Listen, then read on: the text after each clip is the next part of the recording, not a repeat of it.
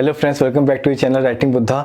आज हम लोग बात करने वाले हैं बुक अनफिनिश्ड के बारे में, जिसको लिखा है प्रियंका चोपड़ा ने। तो हम तो प्रियंका चोपड़ा को प्रियंका चोपड़ा ही बुलाएंगे, भले उनकी शादी हो के अब उन्होंने अपना नाम प्रियंका चोपड़ा जोनस क्यों ना कर लिया हो, और यही नाम उन्होंने अपनी बुक के टाइटल पे भी रखा है, but I would still focus and still call her Priyanka Chopra. So अब सबको जो भी मुझे जानते हैं उनको पता है कि मैं प्रियंका चोपड़ा का बहुत बड़ा फ़ैन हूँ और मैं कई समय से उनको फॉलो कर रहा हूँ। इनफैक्ट मैंने उनका मिस वर्ल्ड का कंपटीशन देखा था, उनको जीतते हुए देखा था, फिर एक आध एडवर्टीजमेंट में वो आई तो मैंने वहाँ पे भी उनको नोटिस करा, और मैं उस समय बड़ी बेसब्री से इंतज़ार किया करता था कि कब इनको अपनी पहली मूवी मिलेगी। एंड मैंने द हीरो देखी अनिल शर्मा की, जो कि बहुत बड़े डायरेक्टर हैं, और उसमें इनका एक स्पेशल अपीयरेंस था, तब से मैं इनका फ़ैन हूँ। और अनटिल रिसेंटली मैं उनका फ़ैन रहा, जब तक उनके म्यूज़िक एल्बम आते रहे। क्वांटिको के पहले सीज़न तक मैं उनका काफ़ी बड़ा फ़ैन था, but then all of a sudden उन्होंने बॉलीवुड ही छोड़ दिया। सो देन थोड़ा मैं ऑफ हो गया, और मेरा जो क्या कह सकते हो आप लॉयल्टी थी वो शिफ्ट हो गई किसी और एक्ट्रेस की तरफ। सो मैं बहुत ज़्यादा एक्साइटेड था लेकिन इस किताब के लिए, बिकॉज ऐसा प्रियंका चोपड़ा ऐसा पर्सनैलिटी मुझे बहुत पसंद है कि एक बरेली से उठ के छोटे से गांव से और ऑल ओवर सडन बॉलीवुड को कॉन्कर करना, देन म्यूज़िक इंडस्ट्री में ट्राई करना इंग्लिश ऑडियंस के लिए, एंड देन हॉलीवुड में भी ट्राई करना। So this is not a very easy thing, और जिस तरीके से उन्होंने अपना करियर ड्राइव करा है वो बहुत ही इंस्पायरिंग हो सकता है उन सभी लड़कियों के लिए जो एक छोटे शहर से कोशिश करती हैं एटलीस्ट बॉलीवुड तक रीच करने में। सो टू स्टार्ट विथ, मैं बोलूँ तो ये बुक बहुत ही डिसअपॉइंटिंग बुक है। यस, तो कुछ ज़्यादा गुड पॉइंट्स इस बुक के बारे में है नहीं, and that is why my review starts with this word called disappointing. मुझे समझ ही नहीं आया कि ये मेमोयर उन्होंने लिखा क्यों है, क्योंकि अगर आपने लिखा है तो आपके कुछ 3-4 एजेंडा होने चाहिए, एटलीस्ट एक एजेंडा तो होना चाहिए उन तीन चार में से।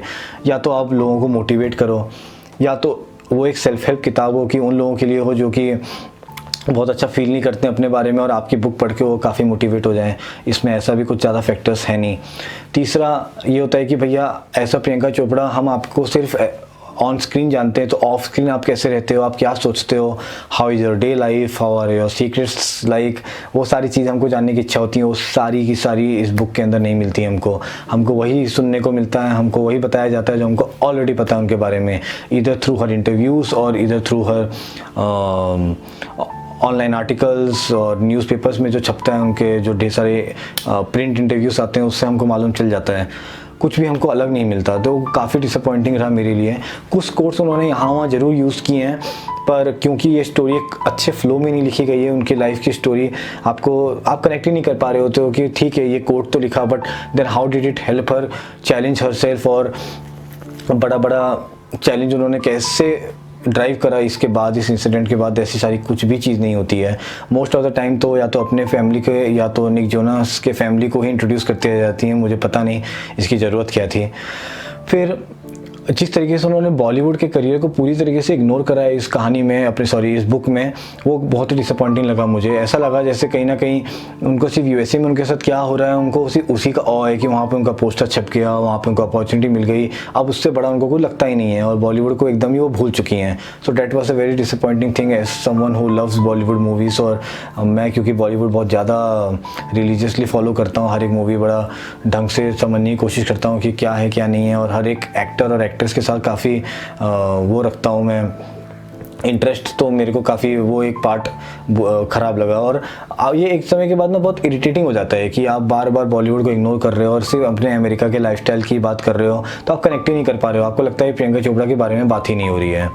फिर एक समय में आपको ऐसा लगने लगता है कि यार ये किताब उनके अमेरिकन फ्रेंड्स के लिए लिखी गई है जिनको पता ही नहीं है प्रियंका चोपड़ा कौन है, तो उनको इस किताब से पता चल जाएगा कि वो कहाँ से आती हैं, उनका देश कैसा है, और उनके देश में कोई चीज़ की जाती है तो क्यों की जाती है, देन उनका कंपटीशन कैसा रहा ब्यूटी पेजेंट वाला, और यही सारी चीज़ें लगता है। ऐसा लगता ही नहीं कि वो हम इंडियंस के लिए लिखी गई है।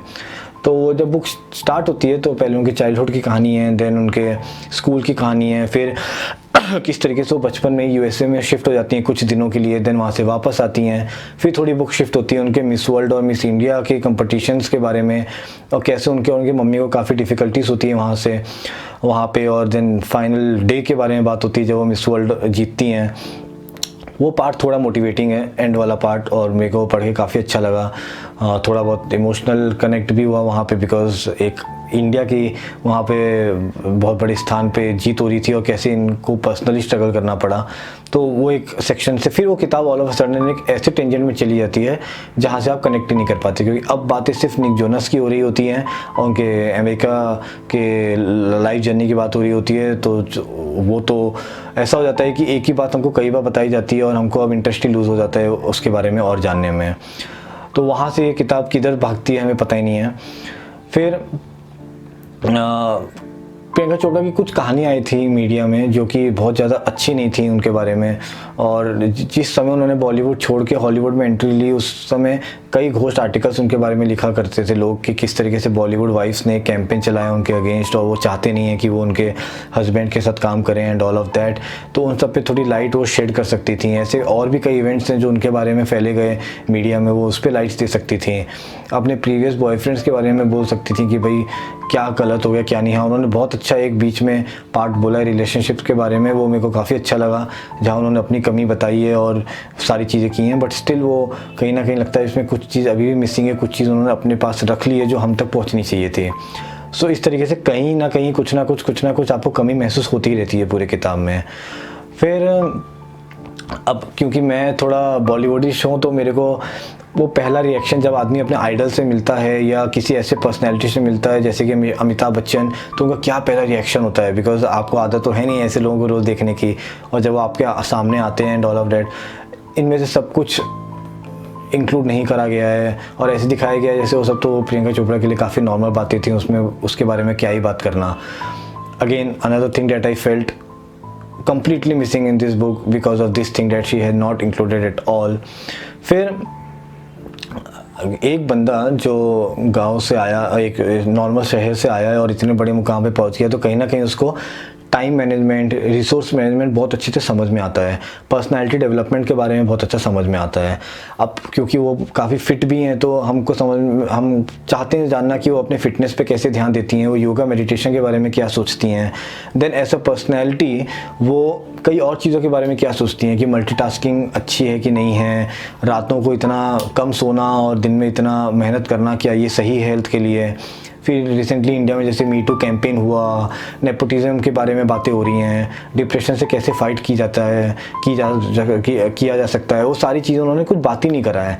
और प्रियंका चोपड़ा जैसा पर्सनैलिटी अगर ऐसी चीज़ों के बारे में अपनी किताब में बात ना करें तो मुझे पता नहीं हमको अब किससे किताब का वेट करना पड़ेगा। तो वो एक अनदर मिसिंग चीज़ है इस किताब में। फिर हमको इन सब टॉपिक्स के बारे में थोड़ा ज़्यादा जानना था, ना कि यूनिसेफ में उनका कैंपेनिंग किस बारे में है, उनकी शादी किस तरीके से हुई, शादी का एक एक डिटेल उन्होंने दिया है। जैसे कि उन्होंने इवेंट मैनेजमेंट वालों को एक ट्रेनिंग दे दी है कि बड़े बड़े सेलिब्रिटी की शादी कैसे करानी चाहिए उसके बारे में हमको पढ़ के क्या करना था। मैरिज वाला पार्ट आप 2 या 3 पेज में ख़त्म कर सकते थे, बट उसके बारे में एक लंबा चौड़ा चैप्टर है। I don't know why, may be recently हुआ है तो वो अभी तक उससे उभरी नहीं है, बट हम लोगों के इंटरेस्ट का उसमें कुछ भी नहीं है। फिर कई बार तो वो यही बता रही होती है कि इंडिया में कोई चीज़ क्यों होती है और कैसे होती है। हम तो ऑलरेडी इंडियन है, हमको तो सब कुछ पता है कि कोई चीज़ क्यों और कैसे हो रही है। आपको इनफैक्ट उन चीज़ों के बारे में बतानी चाहिए थी कि आप क्यों उनमें बिलीव रखते हो और आप उनको क्यों करते हो, ताकि और लोगों के अंदर उस चीज़ों के लिए जज्बात बढ़ें और इंटरेस्ट बढ़े।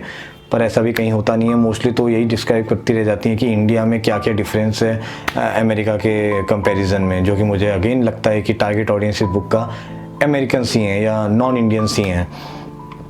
लास्टली जैसे कि मैंने आपको बताया कि मेरे को समझ ही नहीं आया कि ये किताब क्यों लिखी गई है। ना ये मोटिवेशनल है, ना ये इंस्पिरेशनल है, ना ही ये सेल्फ हेल्प कैटेगरी में आती है, और ना ही ये कम्प्लीटली ऑटोबायोग्राफी है क्योंकि इसमें कुछ सीखने को भी नहीं मिल रहा और ना ही उनके बारे में ऐसा कुछ जानने को मिल रहा है जो उनको नहीं मालूम था। इससे अच्छा तो उनका एक माइंड रॉक समिट में उन्होंने अपना एक स्पीच दिया था कुछ 45 मिनट्स का, आप वो देखें, आप उससे ज़्यादा मोटिवेशन मिलेगा। वो असली प्रियंका चोपड़ा है, असली बात करने वाली इंसान है जो उस तरीके से बोलती हैं तो आप मोटिवेट होते हो, ना कि ये प्रियंका चोपड़ा जो कि हमको इस किताब में मिलती हैं। और लास्टली अगर आप मेरे इन सारे पॉइंट्स से ना भी सहमत रखते हो, एक चीज़ तो है जो आपको ये बुक नहीं उठाने के लिए मजबूर कर देगी, वो है इस बुक का प्राइस। इतना महंगा है इस बुक का प्राइस कि आप वैसे भी ये बुक ख़रीदना नहीं चाहोगे। और जो कि मैंने आपको सारे पॉइंट्स बताए हैं, मैं चाहता नहीं कि आपके रुपए गलत जगह खर्च हो, क्योंकि 500, 600, 800 रुपये की आप ये किताब खरीदोगे और फिर उसमें आपको वही सारी बातें मालूम चलें जो आपको पहले से ही पता है, तो क्या ही फ़ायदा। तो कुल मिला के मैं इस बुक को सिर्फ 2.75 स्टार्स दूंगा, और वो भी मैंने इसको थोड़ा ज़्यादा ही रेटिंग दे दी है, क्योंकि जो उन्होंने बीच में एक रिलेशनशिप वाला पार्ट बताया है, मिस वर्ल्ड और मिस इंडिया के कंपटीशन में कैसी चीज़ें होती हैं, उस चीज़ों के बारे में बताया, तो थोड़ा ज़्यादा। अदरवाइज़ अगर मैं वो सब फैक्टर्स हटा दूँ और एक कम्प्लीटली एक ऐसा प्रियंका चोपड़ा ऑटोबायोग्राफी से जो मैं एक्सपेक्ट कर रहा था उसके आधार पर रेटिंग दूँ, तो 2 से ज़्यादा रेटिंग मैं नहीं दे सकता। तो यही था मेरा रिव्यू, और मैं माफ़ी मांगना चाहूँगा प्रियंका चोपड़ा से और पब्लिशर से कि मैंने इस बुक के बारे में बिल्कुल भी अच्छी बातें नहीं करी हैं, बट कुछ बातें थी नहीं तो मैं क्या ही करता। अगर आपको ये रिव्यू पसंद आया हो तो लाइक और शेयर ज़रूर करिएगा, और अगर अब तक चैनल को सब्सक्राइब नहीं किया है तो सब्सक्राइब ज़रूर करिएगा। Thanks a lot.